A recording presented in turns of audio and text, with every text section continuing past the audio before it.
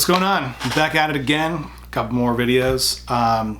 Back in 2016, 17, I don't even know when that was. I did a few YouTubes and I was much more sophisticated. Multiple camera angles, different audio tracks, was in Premiere Pro and color grading, and damn, that was a lot of work. So I think I'm gonna back up and just do one takes for the first few, maybe dozen, to get some momentum, and then maybe we'll do something more sexy. Until then, just one take.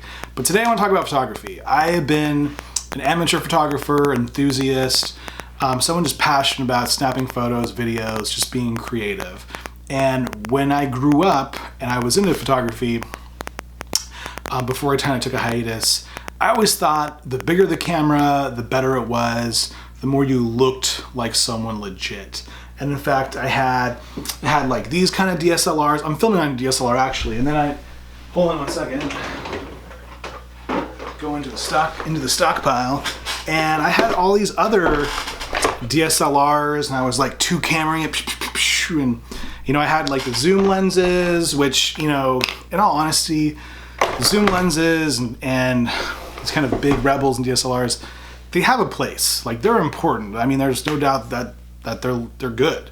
But as I got older, more mature, traveled, had family, it was a big pain to lug those things around. There's just no easy way to do it when you got a bunch of other stuff going on. So I've been talking about trying to have more of a minimal footprint and just kind of go back to the basics with photography. Just something where I can kind of put in my pocket and shoot with my family or when I'm on the go. And my wife actually, let me try to find it, she surprised me with this guy. This is a Leica Deluxe 7. It's pretty much the most affordable Leica you can get. It's in that sense, it's a point and shoot. And I'm not gonna say it's affordable.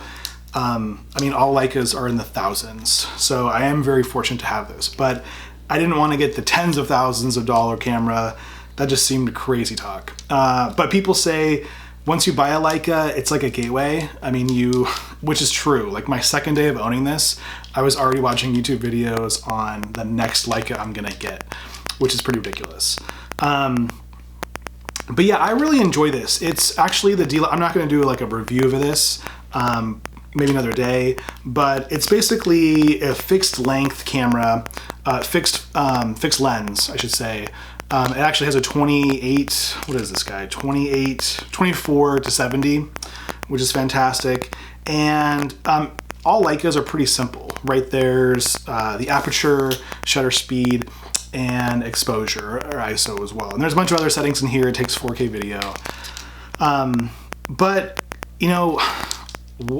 holding a Leica is like no other. I don't know how to describe it.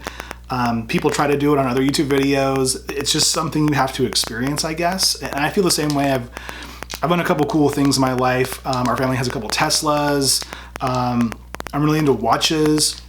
And there's certain brands that just have this feel. It's like build quality, it's design. There's some legacy behind it. And I think Leica has a lot of that. And it's something you can't quite tangibly say until you've got one in your hand and you experience it. And that's what this one's like. I've only had it for a couple weeks. I've shot a few things, some landscapes and some portraits, and it's super fun. You just kind of throw this in your pockets, throw it around your shoulder. Actually got a leather wrist strap, which is pretty awesome.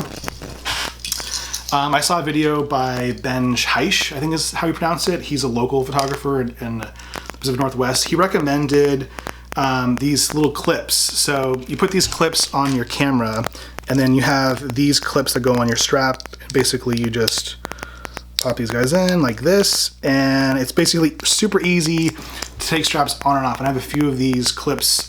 They're from Peak Design on a few of my cameras, so I can use the same strap on multiple cameras, and it's really easy. And I like these long straps because they go pretty far down. How they should sit on your hip, unlike the ones you get like out of the box that have like the brand on them, and they're usually like super high up and uncomfortable.